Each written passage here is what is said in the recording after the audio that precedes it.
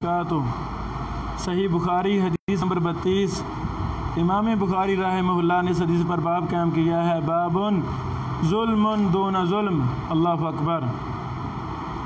پہلے امام بخاری رحمہ اللہ نے 29 نمبر حدیث پر کفر دون کفر کے نام سے ایک باب قائم کیا تھا کہ کفر کے درجے ہیں،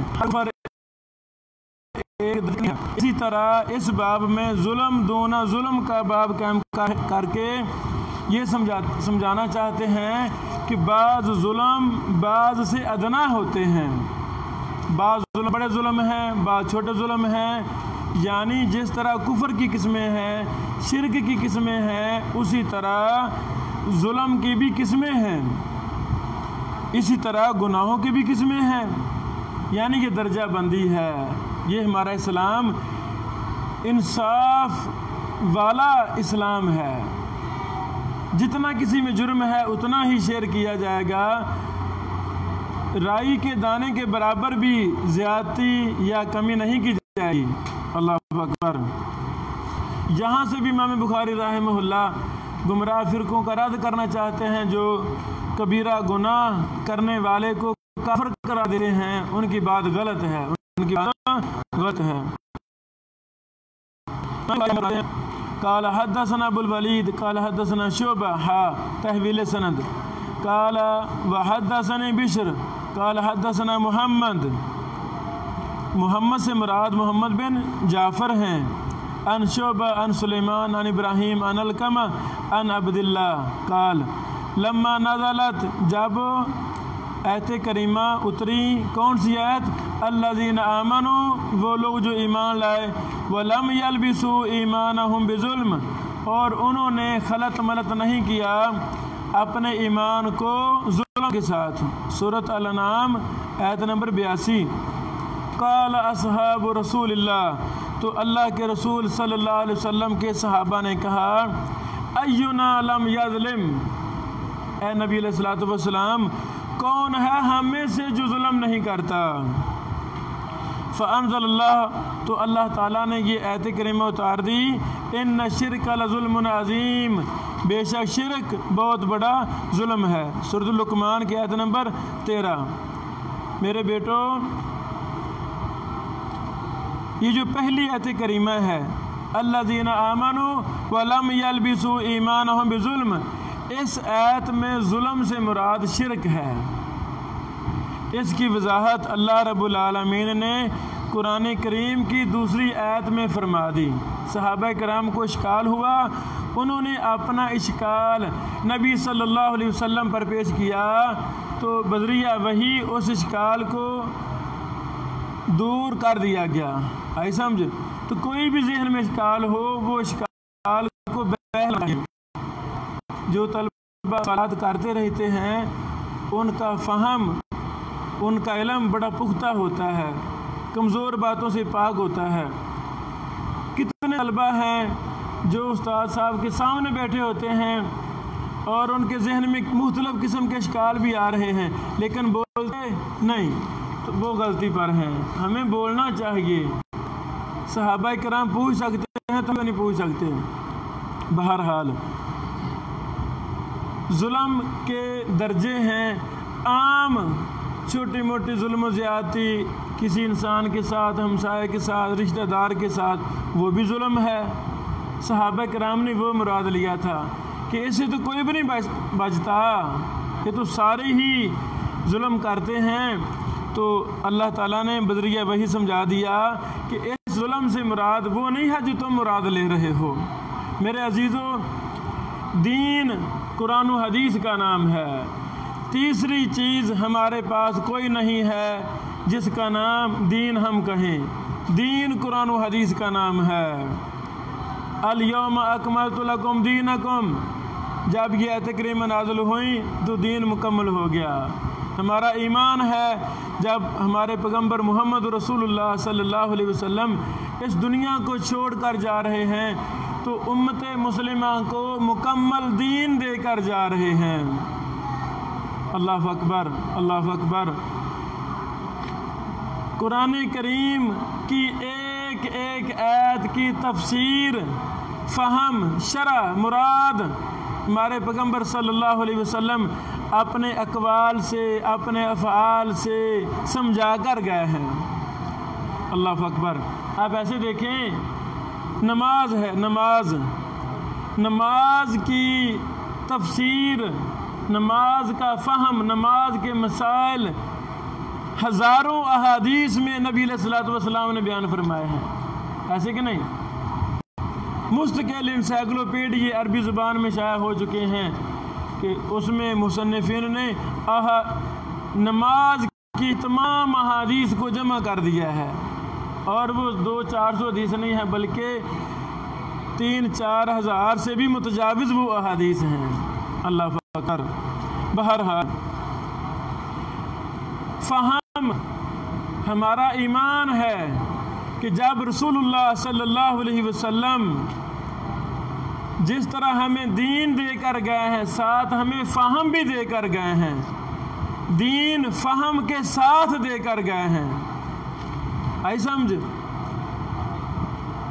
مثلا الحمدللہ رب العالمین الرحمن الرحیم مالک یوم الدین، سورۃ الفاتحہ، جب یہ سورۃ الفاتحہ نازل ہوئی، رسول اللہ صلی اللہ علیہ وسلم نے صحابہ کرام کو پڑھ کر سنائی، صحابہ کرام نے اس کو سنا، اس کو پڑھا، یاد کیا، ساری زندگی اس کو پڑھتے رہے، نمازوں میں پڑھتے رہے، دم کرتے رہے، وغیرہ وغیرہ۔ ہمارے ایمان کا مسئلہ ہے، رسول اللہ صلی اللہ علیہ وسلم سورۃ الفاتحہ کے جس طرح الفاظ دے کر گئے ہیں، اپنے قول، اپنے عمل کے ذریعے، اپنی تقریر کے ذریعے صحابہ کرام کو اس کا فہم بھی دے کر گئے ہیں۔ دین فہم کے بغیر نہیں دے کر گئے۔ یہ آج ایک عام فہم غلطی بعض احباب میں پائی جاتی ہے، انہوں نے فہم کے نام پہ فہم کو شریعت کا نام دے دیا ہے، یہ شریعت سازی ہے، یہ غلط بات ہے۔ تو بھائی جو آیات ہمیں سمجھ نہیں آ رہی، جو مراد ہمیں سمجھ نہیں لگ رہی، وہاں ہم دیکھیں گے صحابہ کرام نے یہاں کیا مراد لیا ہے۔ ہم تو لغت بھی دیکھتے ہیں، نہیں دیکھتے لغت بھی دیکھتے ہیں، شارحین کی کتابیں بھی دیکھتے ہیں، اسی طرح ہمیں صحابہ کرام، تابعین، محدثین کے اقوال بھی دیکھنے چاہیے، فقہ المحدثین جو ابواب کی شکل میں وہ بھی دیکھنی چاہیے۔ جب ہم سارا مطالعہ کریں گے تو انشاءاللہ قرآن و حدیث کی مراد ہم پر واضح ہو جائے گی کہ اس آیت کا یہ معنی ہے، اس آیت کا یہ معنی ہے، یہاں یہ مراد ہے، بات ختم ہوئی، اس کا کوئی انکار نہیں کر سکتا۔ تو یہ کہنا کہ جی فہم سلف شریعت کا نام ہے، جو سلف کہیں گے وہی لیا جائے گا، اور اس کو شریعت کا درجہ دے دینا، یہ بہت بعید بات ہے، دور کی بات ہے، یہ غلط بات ہے۔ عام سادہ لفظوں میں محمد رسول اللہ صلی اللہ علیہ وسلم ہمیں متن دے کر نہیں گئے کہ جی میں عید کا متن دے کر جا رہا ہوں، اس کا فہم تم صحابہ کرام سے لے لینا، تابعین سے لے لینا، یہ نبی علیہ السلام نے کہیں نہیں فرمایا، یہ کہیں نہیں فرمایا۔ یہ تو بہت بڑی غلط بات ثابت ہوگی کہ رسول اللہ صلی اللہ علیہ وسلم نے صحابہ کرام کو فہم دیا ہی نہیں، یہ بات غلط ہے۔ ہر کام عملاً نبی علیہ الصلوۃ والسلام نے کیے ہیں یا اپنی زبان مبارک سے سمجھایا ہے۔ کتنی زیادہ احادیث ہیں جو نبی صلی اللہ علیہ وسلم کے زمانے کو پتہ چلا یا نہیں پتہ چلا، زمانہ وہی تھا، آپ علیہ السلام نے خاموشی اختیار کی، وہ بھی باتیں تقریری حدیث کا درجہ صحابہ کرام کے ان افعال کو، ان اعمال کو محدثین نے دیا، وہ بھی تقریری حدیث ہے۔ اگر غلط کام ہوتا تو اللہ رب العالمین بذریعہ وحی اس کو رد فرما دیتے۔ سمجھ لگی بیٹو؟ ہمارے استاد محترم حافظ عبد المنان نورپوری رحمہ اللہ ان سے سوال ہوا، یہی فہم سلف کے حوالہ سے سوال یہ تھا، شیخ جب ہم کہتے ہیں کہ ہم کتاب و سنت سے اعتصام کرتے ہیں، اسے مضبوطی سے پکڑتے ہیں اور اسے ہی سبیل نجات سمجھتے ہیں، تو کیا محض کتاب و سنت کہہ دینا کافی ہے یا اس میں فہم سلف صالحین کی شرط بھی لگا دینا ضروری ہے؟ یعنی کیا ہم راسخین فی العلم علماء کے اقوال کا کتاب و سنت کے نصوص کے فہم کے بارے میں اعتبار کرتے ہیں یا محض کتاب و سنت پر ایسے ہی عمل کرتے ہیں؟ تو استاد محترم حافظ عبد المنان نورپوری رحمہ اللہ جو شیخ الاسلام تھے، انہوں نے جواب دیا، کتاب و سنت کو مضبوطی سے پکڑنا فہم نبی صلی اللہ علیہ وسلم کے مطابق، فہم نبی صلی اللہ علیہ وسلم کے مطابق، یہ ہمارے ایمان کا مسئلہ ہے کہ قرآن و حدیث کا فہم بھی نبی صلی اللہ علیہ وسلم قرآن و حدیث کی شکل میں ہمیں دے کر گئے ہیں۔ سمجھ، زکوٰۃ ہے، مثلاً زکوٰۃ کا فہم نبی پاک دے کر گئے ہیں، حج کا فہم دے کر گئے ہیں، ایک ایک بات کا فہم نبی علیہ الصلوۃ والسلام اپنی امت کو دے کر گئے ہیں۔ استاد محترم نورپور صاحب فرماتے ہیں، کتاب و سنت کو مضبوطی سے پکڑنا فہم نبی صلی اللہ علیہ وسلم کے مطابق، سلف ہوں یا خلف دین میں حجت نہیں ہے، سلف ہوں یا خلف دین میں حجت نہیں، دین میں حجت صرف کتاب و سنت ہے۔ اتبعوا ما انزل الیکم من ربکم ولا تتبعوا من دونہ اولیاء قلیلا ما تذکرون۔ آگے مفصل تفصیلی بحث ہے۔ ایک مثال سے میں یہ مسئلہ واضح کرنا چاہتا ہوں۔ علماء احناف نے یہ قاعدہ بنایا کہ اگر راوی کا فتویٰ اپنے روایت کے خلاف ہو تو کس کو لیا جائے گا؟ احناف کی کتب میں لکھا ہوا ہے کہ راوی کا فتویٰ لیا جائے گا، روایت کو نہیں لیا جائے گا۔ تو یہ فتویٰ ٹھیک ہے کہ غلط؟ بولو، یہ فتویٰ غلط ہے، اس کی کوئی حقیقت نہیں ہے۔ راوی کا فتویٰ نہیں، راوی کا فتویٰ دین نہیں ہے، راوی کی بات دین نہیں ہے۔ دین جس کو کہا جائے گا وہ ہے جو رسول اللہ صلی اللہ علیہ وسلم کی سنت ہے، آپ کی حدیث ہے، وہ دین ہے، قرآن دین ہے۔ ایک مثال دے کر میں واضح کرنا چاہتا ہوں بیٹو، رسول اللہ صلی اللہ علیہ وسلم نے اپنی بے شمار مبارک حدیث میں فرمایا، لوگو داڑھی معاف کر دو، فرمایا داڑھی لمبی کرو، داڑھی کو چھوڑ دو، معاف کر دو، مونچھوں کو کاٹو، داڑھی کو معاف کرو۔ میں آپ سے پوچھنا چاہتا ہوں، اس حدیث کا معنی مفہوم محمد رسول اللہ صلی اللہ علیہ وسلم نے ہمیں دیا ہے کہ نہیں دیا؟ دیا ہے۔ کیا دیا؟ میرے پیغمبر کا فہم ہے اس اپنی حدیث کے متعلق۔ پوری زندگی نبی علیہ الصلوۃ والسلام نے داڑھی مبارک کا ایک بال بھی کاٹا؟ یہ میرے نبی کا فہم ہے، نہیں کاٹا پوری زندگی ایک بال بھی۔ تو ہمیں حکم ہے قرآن و سنت کو لازم پکڑو۔ اب ہیلے بنا لیے گا، بہانے بنا لیے گا، نہیں جی فہم سلف لینا ہے۔ اور بھائی فہم سلف کیا ہے؟ یہ جی سیدنا ابن عمر رضی اللہ عنہما داڑھی کو کٹوایا کرتے تھے، داڑھی کو کٹوایا کرتے، اس لیے مٹھی سے زیادہ داڑھی کو کاٹنا جائز ہے۔ یہ بالکل غلط بات ہے، یہ بالکل غلط بات ہے۔ ایک طرف ابن عمر کا فہم ہے، ایک طرف محمد رسول اللہ صلی اللہ علیہ وسلم کا فہم ہے۔ کیا ہم لیں گے؟ کون سا فہم دین ہے؟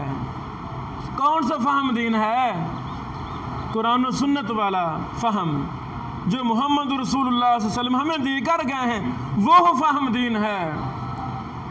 میں یہ بات ہزار بار سوچ کر میں بات کہنا چاہتا ہوں، صحابی رسول کو اجتہادی غلطی لگ سکتی ہے، صحابی رسول کو اجتہادی غلطی لگ سکتی ہے اور لگی بھی ہیں یہ ایک الگ تفصیلی بات ہے۔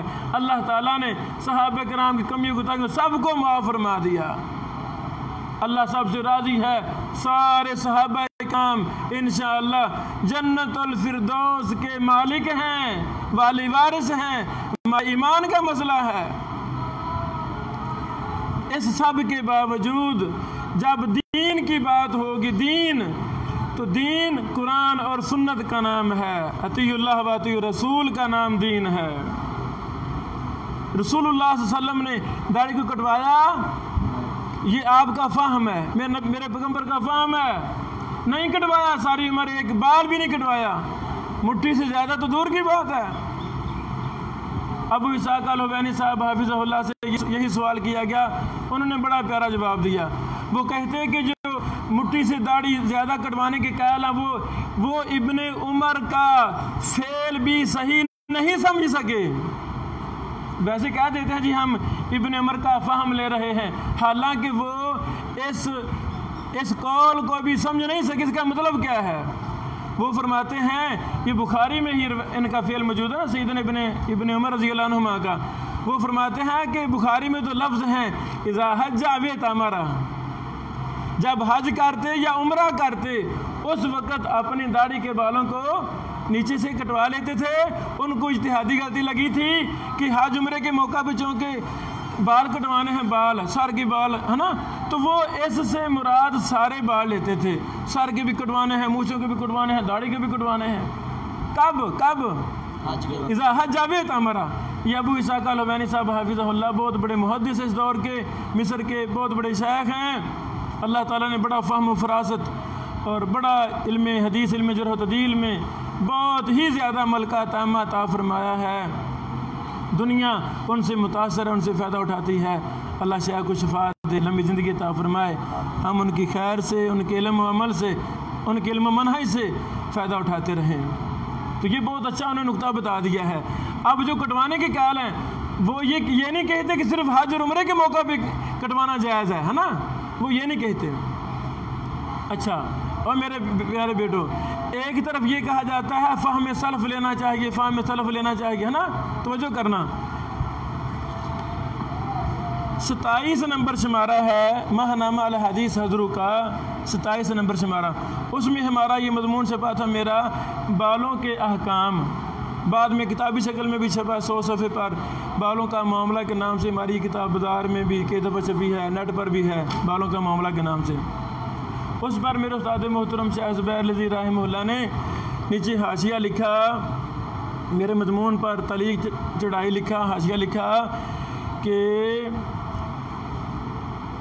ابن عمر رضی اللہ عنہ وغیرہ نے چونکہ یہ داڑھی کٹوائی ہے، لکھتے لکھتے آخر میں تو کٹوانا جائز ہے، کٹوانا جائز۔ یہ بات یاد رکھو، کسی کام کو جائز قرار دینے کے لیے قرآن حدیث سے دلیل ہوگی تب جائز ہوگا، ورنہ جائز نہیں ہے۔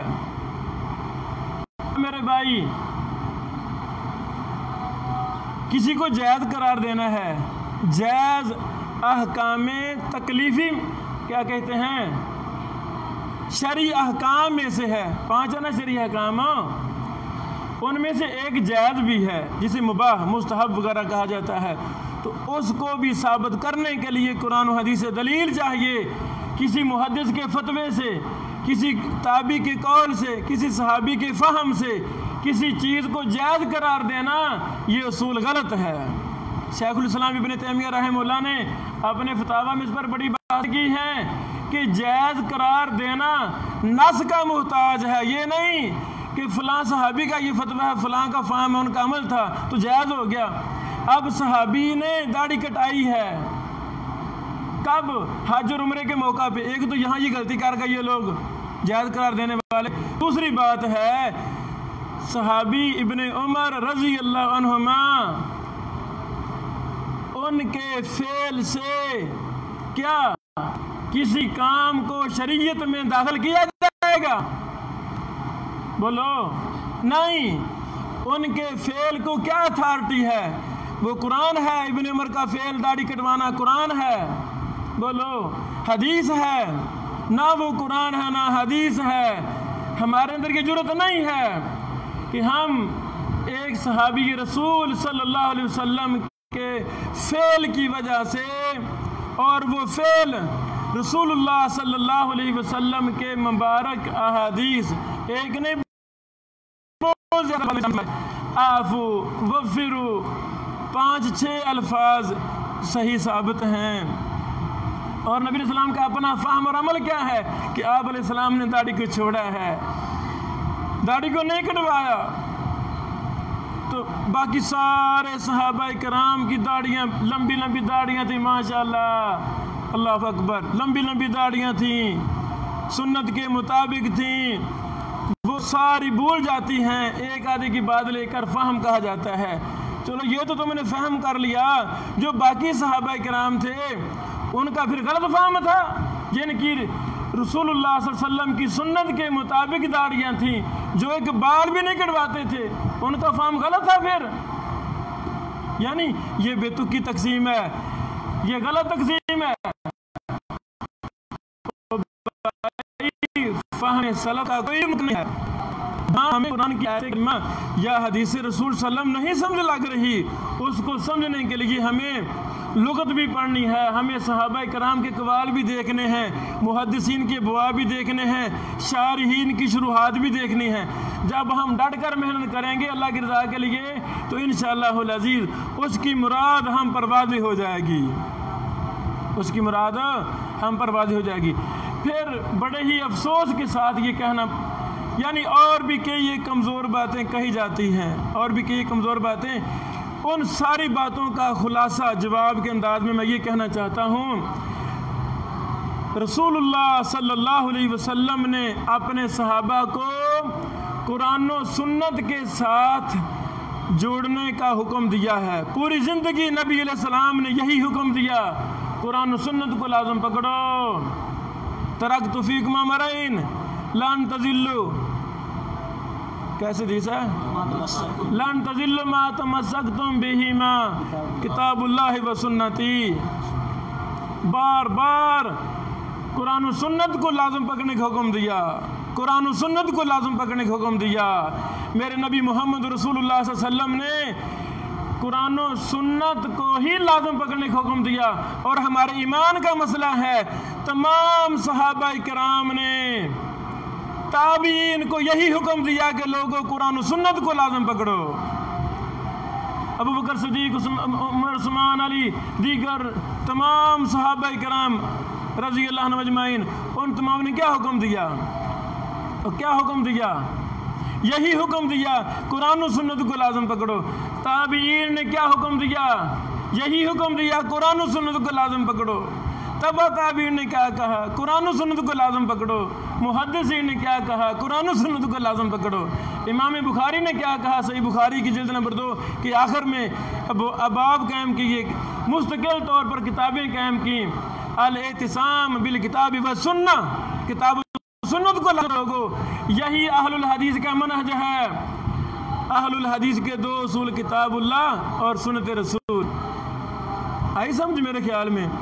یعنی فہم سلف کے نام پر شریعت سازی یہ گناؤنا جرم ہے، یہ درست نہیں ہے، یہ ٹھیک نہیں ہے۔ بعض علماء اس پر بڑا زور دیتے ہیں، ان کو غلطی لگی ہے۔